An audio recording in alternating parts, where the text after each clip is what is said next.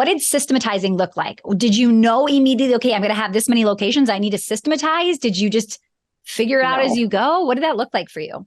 It was very much figure out as you go. I mean, we had no idea like what we were embarking on. And my parents were entrepreneurs, Michael and I's parents. And so we knew on some level, but they were very small. You know, they had a couple of locations and it was like a very small thing. And once Drybar started to get bigger and we were like, oh shit, like there's so much more we don't know than we know. And we don't even know what we don't know. Well, we just know that like the wheels could very quickly come off. And I remember my brother saying a lot over the whole journey, like this is ours to mess up because we had this great thing and we executed it really well. But growing and scaling is a whole different ballgame. And my brother, and this is why like it's so great to have, you know, partners who know things also that you don't. And my brother was like, we're going to need real help here. And I was like, okay, I'm going to be busy over here, like making sure the shops are running and barely. And he was like, we need somebody who has experience in like growing and scaling, because once, you know, the first like 3 or 4 locations, we raised like friends and family money to get those open. And so we didn't have any kind of infrastructure in place at that time. But Michael was like, I think we need to hire somebody who actually knows what they're doing. And we ended up hiring, our first big hire was this woman who had run Taco Bell and Pinkberry. And so she, you know, those were massive companies. And of course, like her salary requirements were insane. And I was like, we barely are paying her something. We're going to bring on her and she'd pay her like, you know, up, it was like, you know, close to a $300,000 salary. And I was like, what? You know, like I could not, I mean, I just didn't know anything about this stuff then. I couldn't wrap my head around it. But I mean, she was an incredibly integral and important hire for us because, you know, she came in, and to your point about systematizing, she put in all these systems, hired a head of operations. I didn't even know, having not worked in the business world at all in my life. I'd worked in hair salons and in fashion.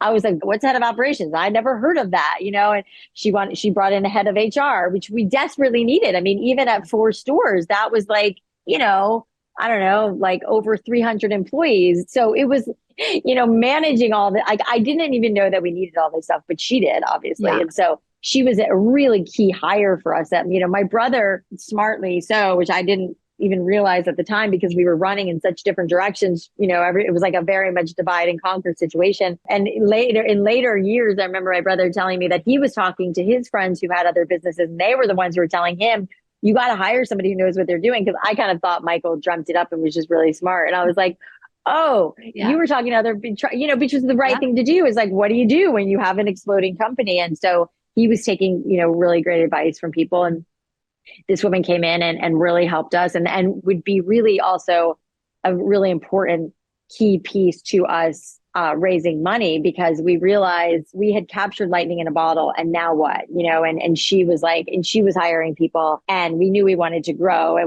and in order to grow, we couldn't do it organically. We had to raise money. And so that's when we started the private equity, you know, dog and pony show, which was a whole thing in and of itself.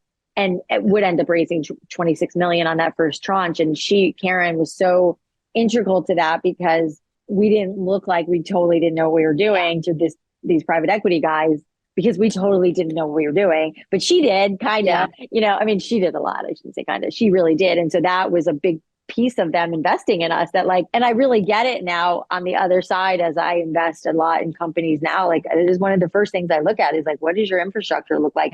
Who's actually running this thing? Because I know all too well, like a founder who's a visionary like I am and has great ideas, but doesn't really know how to execute, at least on the scale. I was that person, you know, Michael was that person to a certain extent. So I understand how important, like, you can have a great idea all day long. If you don't know how to execute it, it's not going to go anywhere. And that was, you know, one of the many, many lessons I learned. So when you hired this person, you said like a large salary, you're barely paying yourself. That happens a lot, right? A lot of my business owners come to me and they're like, I'm not even paying myself this much, and she wants me to pay her that much.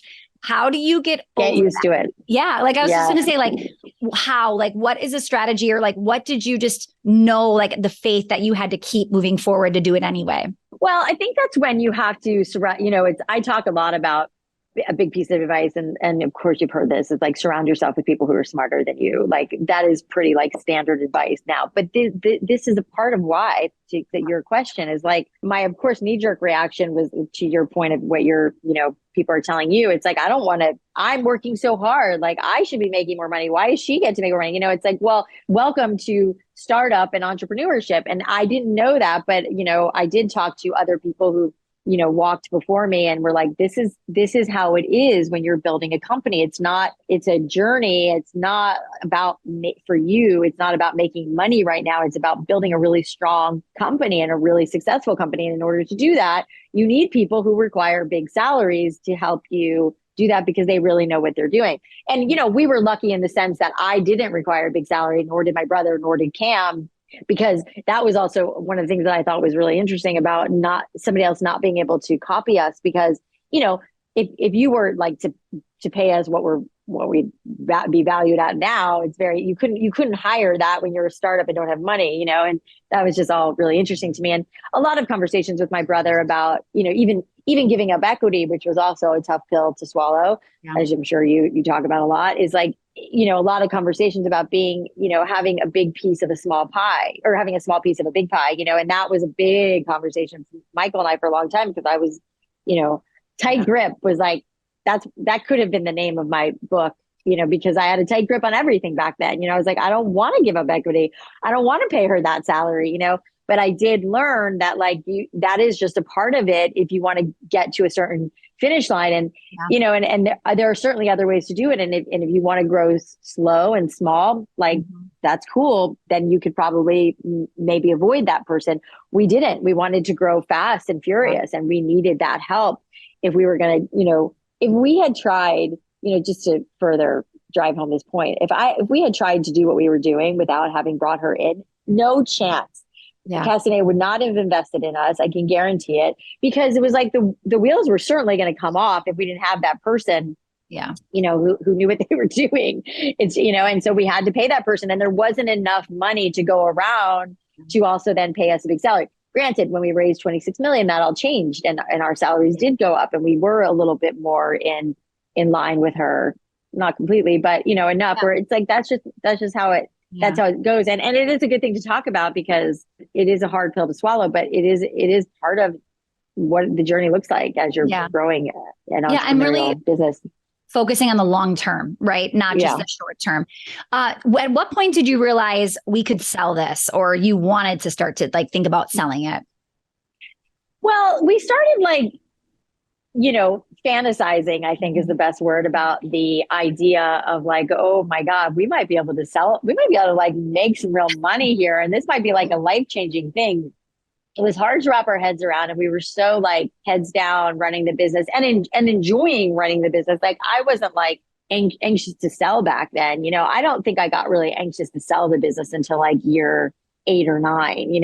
There was a long run, at least for me, which is, for me, I'm very shiny things and constantly, like this. And the fact that I stayed focused as long as I did is pretty amazing.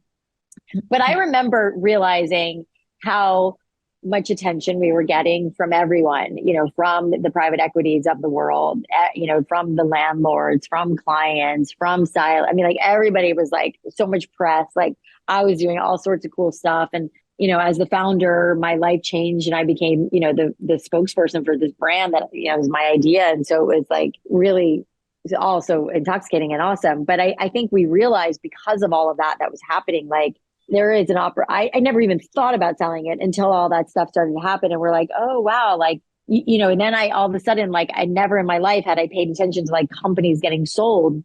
Yeah. But I started noticing other companies similar to ours that were getting sold for insane multiples. And I was like, wow, it was such a deer in headlights, it was we might be able to make life-changing money here. It was unfathomable to me, and I remember I had forgotten this, but my brother reminded me, a couple of years ago, we sold the product division, as you probably know, in 2020 for a lot of money. And Michael reminded me that I had said, I think we're going to sell this thing for $250 million in year 2. I said that. I don't even remember saying it. I mean, I remember it a little bit, but it was such like a lofty, like, that's crazy. We're never going to do that. Like we're like from where we were to that, just so crazy far. It was like a, like a pipe dream. And we ended up selling it for 255 million. I mean, Crazy. I don't know. I guess you could say I manifested it. Yeah. Wow. It's so incredible too, but it's interesting to start to hear the journey of like, what does that look like? So when you realized we could sell this thing, what did you start to do to the business, or like, how did you start to make it look appealing for investors to want to buy it? I don't think I had that mindset. I wasn't like, even though there was like, this like inkling of like, maybe we'll sell this thing at some point. It was not like, there was no performativeness about it. I didn't have that thought. I never had the thought of like, okay, now we've got to get this company ready to get sold. I think the only time that ever came in, which was much more down the line, was when we were considering for a hot second, like maybe we would try to go public, because, of all the hoops you have to jump through for that, which like, that was so not my area, like wheelhouse. So like, you guys can go deal with that. I mean, I found board meetings alone, like I couldn't believe how much distraction it caused the company to have board meetings. I was like, this doesn't not make sense to me, and granted, the money was great. And from, the Castanea infused into the company to help us grow really, quickly and product line that we started and all of that. But I was always really perplexed, and I still am a little, of like, why everybody in the business, I think it's good. I'm talking on both sides of my mouth, but I think it's good that, there's a lot more accountability in a company when there's a board and you have to get a lot of things prepared. But the level of distraction of like the top brass of our company, a couple of weeks before a board meeting was really crazy to me. It's like, oh, I needed to talk to this person. Like she's getting ready for the board meeting. I'm like, really? It drove me bananas, but it's an interesting, necessary evil, I guess, to have. I don't think we did anything that different, because I think we were just on this like path, and it wasn't top of mind for me to sell it. I liked, over here and the fantasy of selling it and what that would make my life be like and all that. Like that was interesting. But we also, Michael and I took money off the table every time we raised. So the first 26 million, when the next big tranche, in total, I think we raised on 76 million in total. And each of those two big tranches of those raises, Michael and I personally took money off the table. So we were not feeling like anxious to get out, which I again, I think is an important thing to point out, because for a founder, whether you're a founder or an investor, if you can like, a founder can see some fruits of their labor, which we were able to.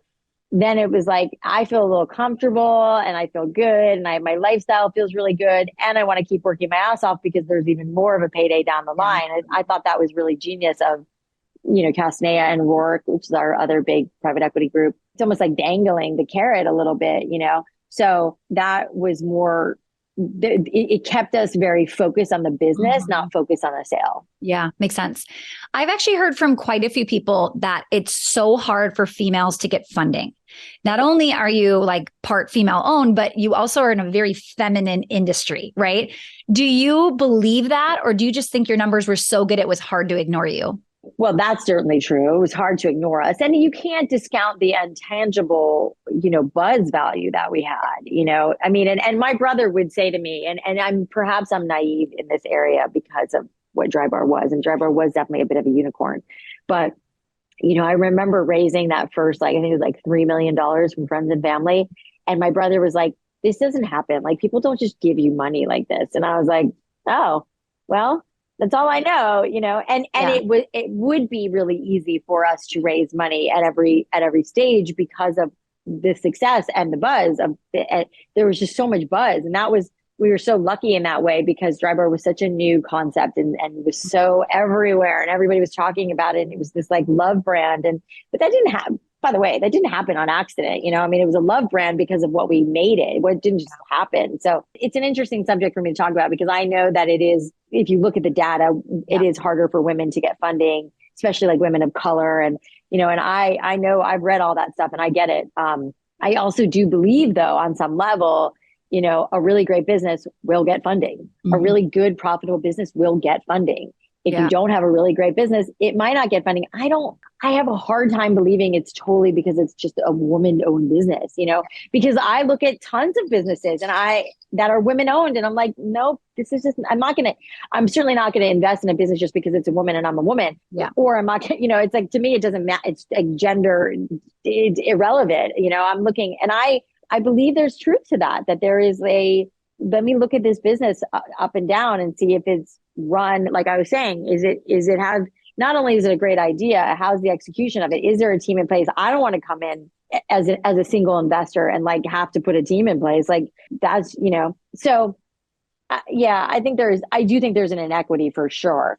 But I do also think that there is you know, good businesses that have a lot of promise get funded. And I do think that there is probably a big inequity is the access to the funders. You know, I think that's worth saying, that I think maybe it's like, I run in these circles now, so I can pretty easily get to most investors and get people on the phone, certainly just because of what I've done. Somebody who's starting a business and has, like, you know, if someone were listening to this and they're like, I have that great business, I have those numbers, I just can't get in front of the right people.